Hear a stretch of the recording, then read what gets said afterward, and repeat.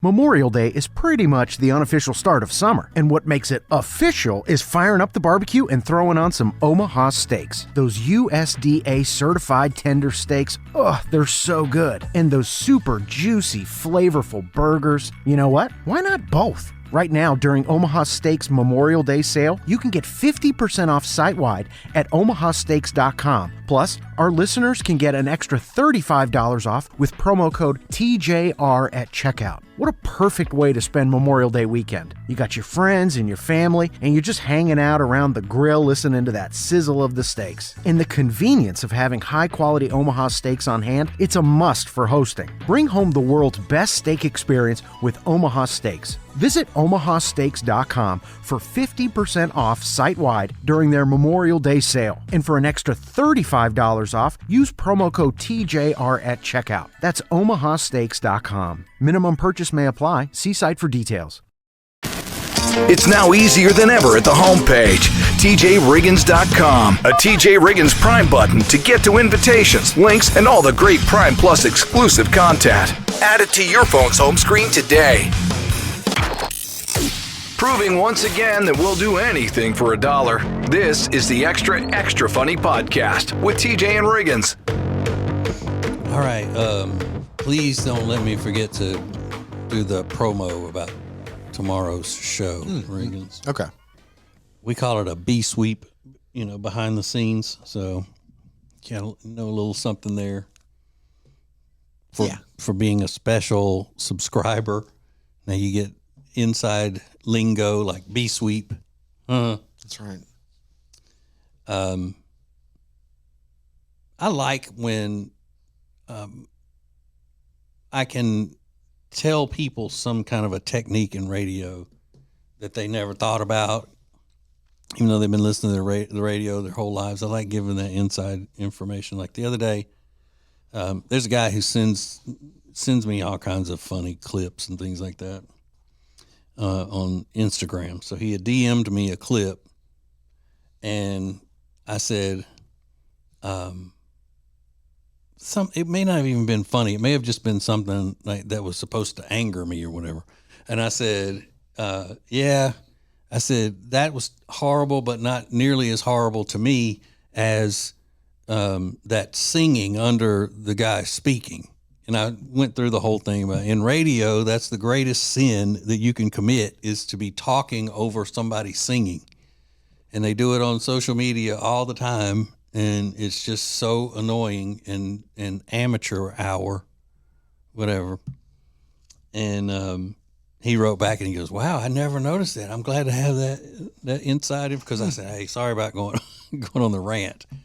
But that's one of my biggest pet peeves about social media because I'm a professional broadcaster, and I will accept nothing less. Right. And I know I'm getting to that weird get off my lawn status when it comes to that because I will post comments on people's crap and say, hey, yeah, don't do that. This would have been a lot better if you hadn't had him speaking over somebody singing. It's the only thing I do that with, though. I don't comment under people, going off on liberal rants or radical rants or anything like that. It's just when they put people talking over somebody singing. Didn't you comment the other day when a woman made a seafood bisque and you commented, that's not a bisque? No, I didn't put the comment. I told you that. Oh. Yeah, I didn't comment on that. I didn't post anything on that. Yeah. It's like, but I was, so like sassy bitchy about that. It's like, yeah. I don't know why you're calling that a bisque. I hadn't seen 1 ounce of cream come into play here. Yeah. And you just basically made a stew. Made a seafood stew. That's what you made. Girl, where'd you learn about bisques? I think somebody needs to brush up on their words, their kitchen vocabulary. Yeah. As long as you do it in like a helpful way, like trying to help, or you do it at least with the good intention of trying to help. I do. Then it's I always put it in a nice way. Yeah, not just like, this sucks. No, I would never do that. Yeah. I would just say, hey, I even put one of them, I said, I love your stuff. I love your content. However, if you try this, could understand it better, and it would be more powerful. Yeah. If the voiceover wasn't having to compete with somebody singing. Yeah. Or you know what, even better? DM it to them. Yeah. That way they'll at least accept it as like, oh, they're just trying to help me, Right. rather than like, trying to roast them, which you're not doing, but they may read it as that. Yeah, and I figure they're just a bunch of young idiots anyway. And Well, they're young. no. But I do. I just picture willing them to being accept young, and that. then I know that when I write, they're probably like, "This is old dude." But I know what I'm talking about. Yeah. And then that's the thing, though. When I was young, I would look at somebody who, was older, and take what they said as helpful, usually, or could be something I could learn from it, because they're older and they've been around and that sort of thing. Nowadays, it's you're old, so dismiss everything you say. Really? Yeah. Alexis is like that. That because of your age, you think? Yeah. Really? Yeah. Like if I have a comment about the culture or anything like that, it's, you're old, you don't know, Like when I say I don't understand why y'all don't carry umbrellas in the rain. Yeah. I'm just old. Just old. Yeah, I still don't know what the answer to that is, but yeah, I don't carry an umbrella either. But in all seriousness, I'm an expert on one thing, and it's radio. Yeah. And the presentation of radio, which is what this basically, it's the same concept of these people doing these video voiceovers and stuff. When they had voiceovers for movie trailers and all, you didn't hear the big voice guy having to compete with somebody just wailing in the background on a song. It was placed around that kind of stuff. And if they wanted to put the words of the song in there, they stopped the voiceover, let the singing happen, and then boom, back to the voiceover over regular music, not just the singing. So, I mean, I'm trying to help these storytellers, man. These internet storytellers. But nobody listened to me. I might as well just be sitting out here waving at cars as they go by. I mean, just happy one of them waves back. Yeah, I don't think you're allowed to have criticism as an older person without getting accused of being, old guy. I know. Get off my lawn. It's just tougher. Mm-hmm. But if you do it in the right way, maybe they'll be more receptive to it. Well, and because I'm not being rude or anything, and if they're not receptive to it, it just means they weren't raised properly. If they just laugh, dismiss it, old dude, whatever, or come back with some smart ass comment about being old, that's probably because they grew up not being shown the proper way to act.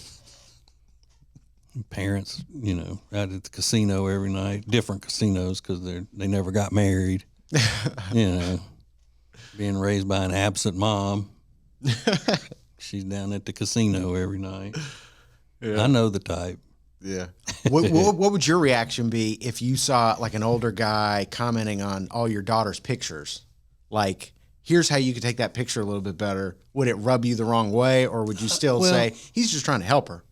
And he was like a photographer. Yeah, probably. I would.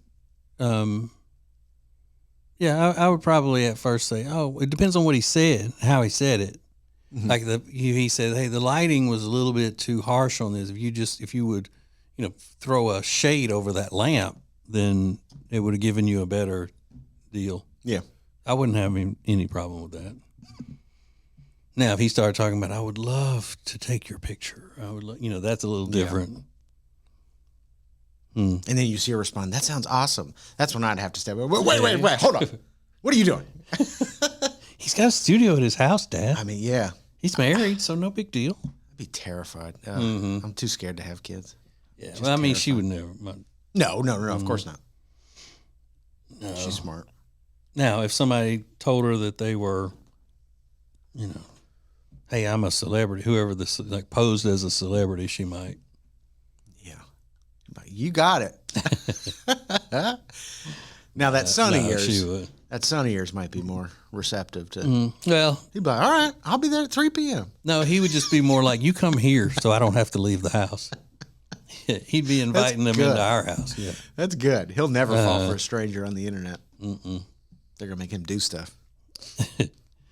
Yeah, I mean, if they're brave enough to have to come to wherever he is. You know, he's not going outside. Yeah. Well, I don't know. For any of that. I've been hearing him going into the city Yeah. on a lot of weekends, staying out till 5 a.m. So he's doing something. Yeah, he just started that. You know.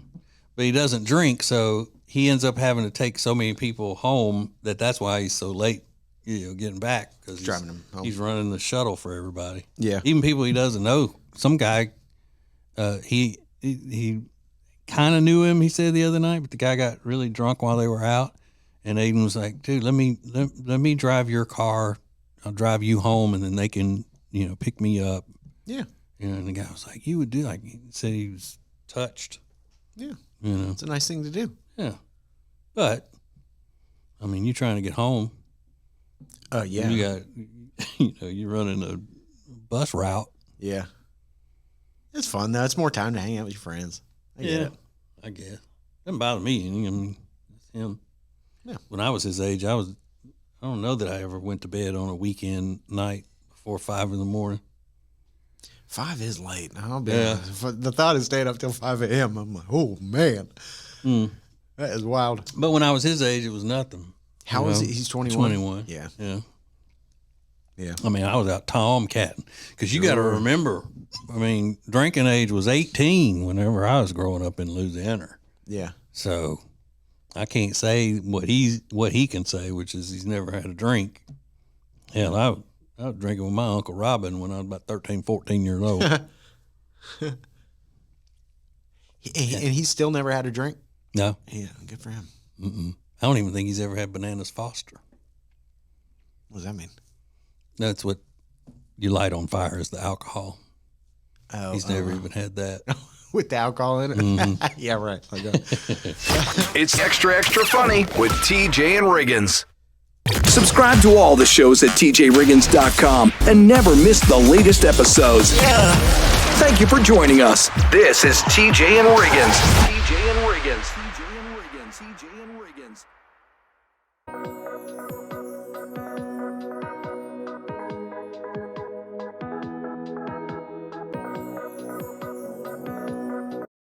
You've found your diamond in the rough. Now it's time to find a diamond to celebrate that love. R. Gregory Jewelers takes the search overseas to the diamond capital of the world, Antwerp, Belgium. We go thousands of miles to handpick from thousands of carats to discover the most beautiful diamonds before they're ever even seen by other stores. Antwerp sparkles with beauty and history, but its brilliant advantage to you is the best selection and value.